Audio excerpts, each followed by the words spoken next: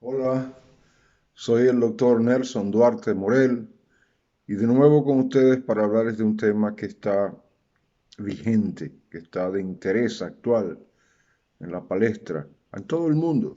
Estamos en invierno, o casi en invierno, estamos al final del otoño y es la época, desde el otoño hasta la primavera, hasta marzo del año que viene, primavera, ya terminando primavera, terminando el invierno y comenzando primavera, donde se hacen más frecuentes las enfermedades respiratorias, sobre todo las virales.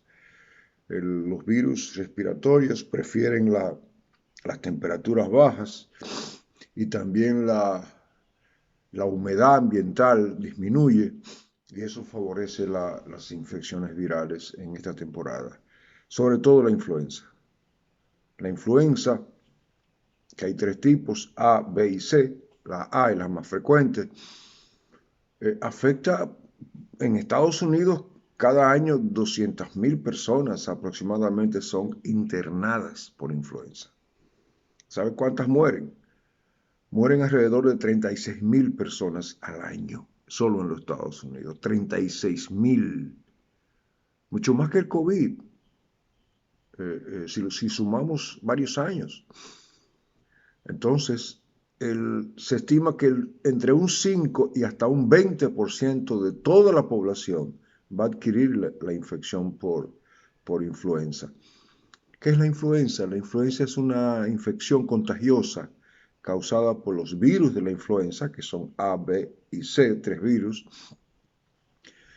Trae su nombre, influenza, porque cuando no se conocían los agentes infecciosos, ni se conocían las bacterias, todavía en el siglo XIX, no se sabía, al final del siglo XIX fue que se conocieron las bacterias y el origen infeccioso de las enfermedades infecciosas, el origen microbiano.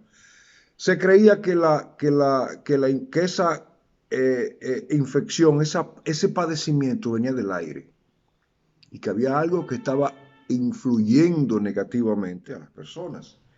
Y ahí vino el nombre de influenza, que también se llama gripe, palabras italianas, gripe. Hay una famosa epidemia de influenza en el 1918, hace 105 años, llamada la pandemia española, que no era española, era americana, no nació en España, se originó en Kansas, en los Estados Unidos. Lo que pasa es que en esos tiempos se estaba en guerra, la Primera Guerra Mundial, y desde España fue que salió la información de que había comenzado una pandemia. Esa pandemia duró 2 años. Y esa pandemia de 1918 mató alrededor de 50 millones de personas. La misma influenza, la tipo A.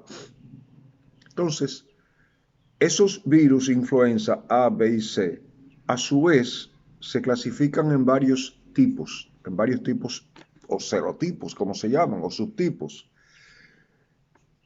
El virus de la influenza tiene unas proteínas, una es la hemaglutinina, H, y la otra es neuraminidasa, N.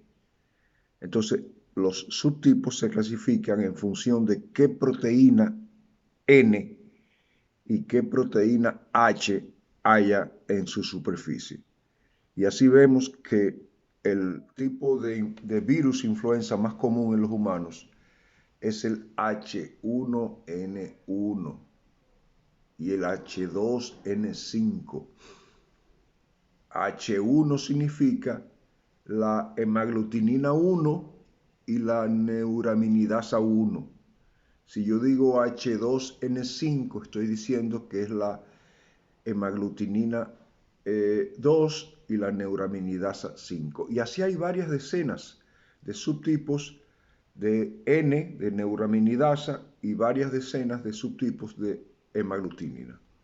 Esa es una terminología que manejan los microbiólogos, los bacteriólogos, los virólogos en este caso, y que tiene poco interés clínico.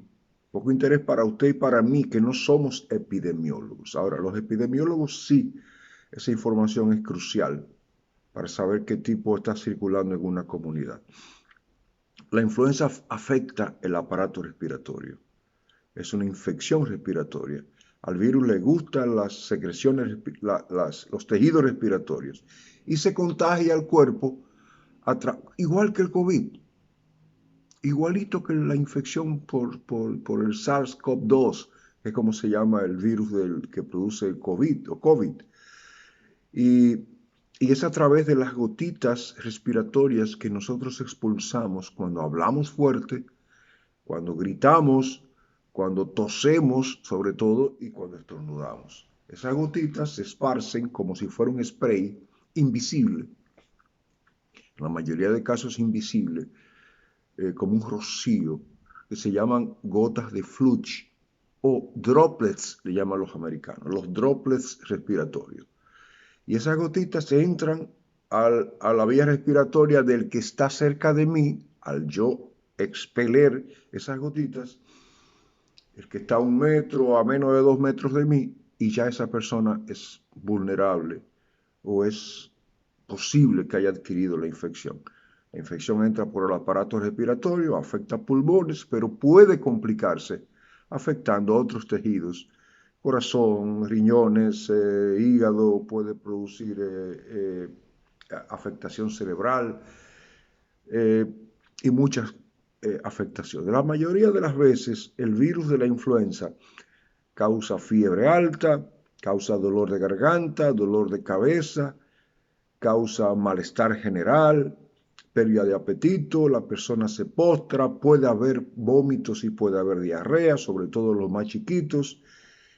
Y esa es la llamada gripe mala, que la gente le pone un nombre en función de qué anda en el medio. Si es la reelección, si es el lío de Irak o del lío de Palestina, y le ponen ese nombre.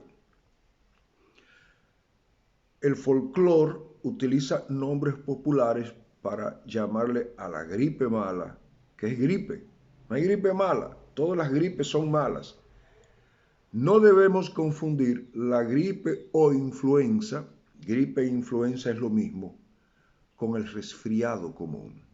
El catarro común es aquella patología infecciosa que es la infección más frecuente en todo el mundo, que afecta vía respiratoria alta y es producida por rinovirus, unos virus más benignos, más leves. Y se limita a la parte alta, me da moqueo, se llama rinorrea, congestión nasal, malestar, y de ahí no pasa. Generalmente no da fiebre. Y en 1, 2, 3 días se sanó. Ese es el catarro común.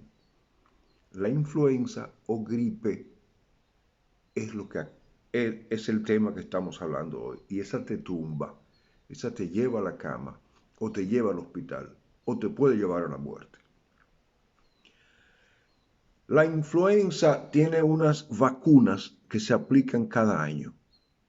En Estados Unidos se aplican cada año en esta época, pero sobre todo a partir de septiembre, octubre, se comienzan a poner esos shots o inyecciones y cada año hay que repetirla.